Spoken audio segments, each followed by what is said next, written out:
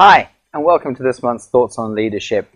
It's summer, the sun is shining, it's beautiful, and I don't know where you are in the world, but it has been a wonderful month of July so far.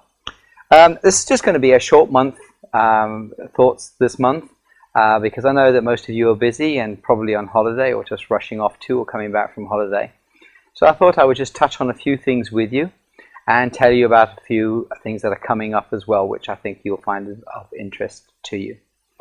I've been, in July now, I have been to Singapore, I've been to Australia, I've been to Canada, and I've been to the States this month.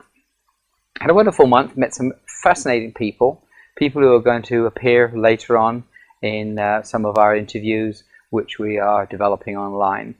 I met Howard Putnam, who is the past chief executive of Southwest Airlines, gave me a very interesting insight into that organization.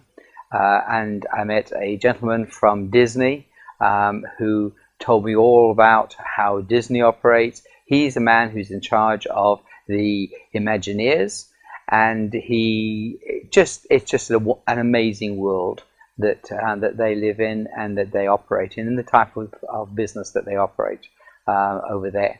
So I'm going to be having interviews with all of these people, plus a load more to come. And it's been an exciting time. This month I'm focusing on questions. I really want you to think about some of the questions that we've been asking. The idea of this Thoughts on Leadership has been, I bring you something to think about and then challenge you with some questions. Well, this month I'm going to tell you why questions are so important.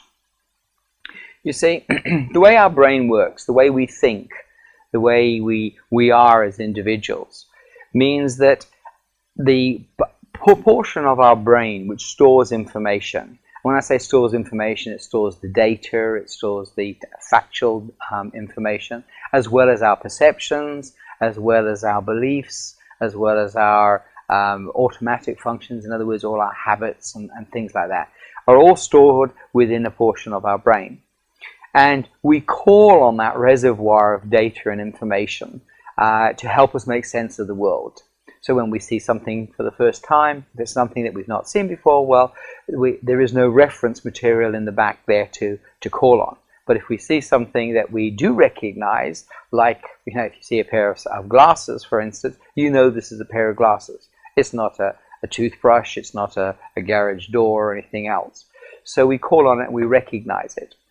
Now, what's so beautiful about the way that works is that the way to open up that brain, by the way, scientists think that we use somewhere in the region of about 10% of our brain in our lifetime. The way we use that brain and the way we tap into its infinite amount of resources, both in terms of the data that's in there and in terms of its availability to point out other data for us, is by asking questions. In other words, the better the question we ask, the better the data we get out of our brain. In other words, ask a stupid question and you're going to get a stupid answer, or ask the wrong question and you're going to get the wrong answer. So let's try and take a couple of examples for you. My favorite example I used is a few years ago when I came back, and I'm somebody who always puts my passport somewhere safe, and I came back from an overseas trip. And we were going on holiday in a few weeks, and my wife said, are our passports up to date? And I said, yes, but I'd check. And I went and opened the drawer where I keep them, and the passport was gone. Her passport was there, but mine wasn't. And I looked at this and said, isn't that strange? I normally put my passport away. I wonder where I put my passport. So, of course, having asked myself that question, the brain comes back, well, why don't you look in the suitcase you went in? Why don't you look in the briefcase you used? Why don't you look in the jackets you were wearing? Why don't you look in the client files that could have fallen in there? And I started hunting for all of these places to find my passport. It was only when I stopped and re-asked the question some days later, which was, now, hang on a minute, I always put my passport away. I know I put it away. So if I did put it away, what happened to it?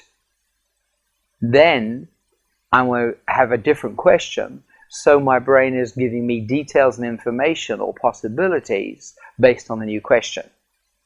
So it was only when I asked that question did I notice how full the drawer was, and then I realized it could have fallen down the back, and sure enough, it had fallen down the back. But my point of my story is, while I was asking the question, if I didn't put it away, wonder where I put it, then my brain is sending me in the direction of looking in my briefcase in this place and that place and the rest. But if I ask the question, if I did put away, what could have happened to it? That's when the brain said, well, it could have fallen down the back because look how full the drawer is, or it could be underneath something else, or and somebody could have taken it for some reason or whatever. So my point to you is, what are the questions that you're asking yourself? Think about that. What type of questions do you ask? Because if you're asking the wrong question, you could be sending yourself in the wrong direction. If you're asking yourself, how do I have to deal with this situation? As opposed to, if I stopped trying to deal with it and allowed it to sort itself out, what would happen? Those are two separate questions. So anything we're asking ourselves is actually conditioning our brain in a particular direction. But if it's the wrong way to direction the brain, so then we can be heading off in the wrong direction.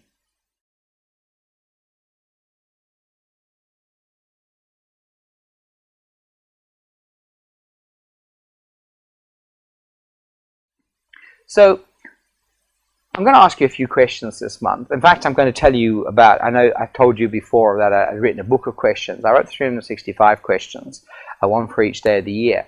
But really, in essence, the book was just to get you to think. And probably 20% of the questions in here will have meaning to you, and the other 80% won't have meaning to you at this time in your life. The reality is your 20% will be different to the other person's, or to mine, or to anybody else's. And I just want to use some of these as an example of what I mean about questioning technique. So I'm just opening this at random here. How good have I become at thinking up excuses? You see, if coming up with an excuse for things is a habit, and we can very quickly fall into the habit of every time something goes wrong, we come up with an excuse. And if we've developed that habit, then instead of learning from our mistakes, we're going to be constantly excusing them.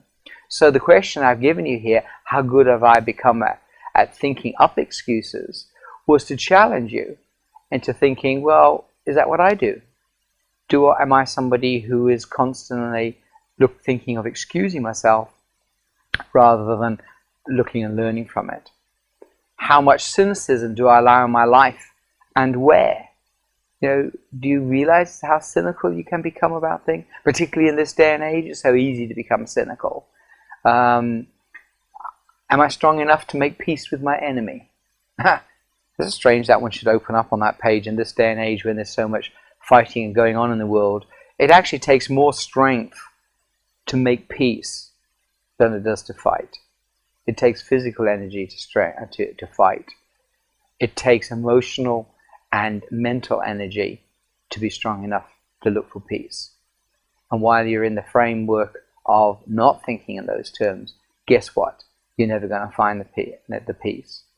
Am I in control of my dreams, or are my dreams in control of me? I'm a big believer in being a visionary. I'm a big believer in dreaming. I think it's a great thing to learn to do. But you can get to the stage when your dreams actually stop you being effective because you spend too much time dreaming. So am I in control of my dreams? In other words, am I allowing myself to dream? Or am I making these dreams just consume all of my time and I actually get nothing done? Am I running through life, or am I taking time to walk?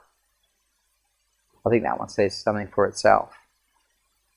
So questions are there to challenge you, and my biggest suggestion to you, my greatest suggestion to you, is learn to become good at asking questions.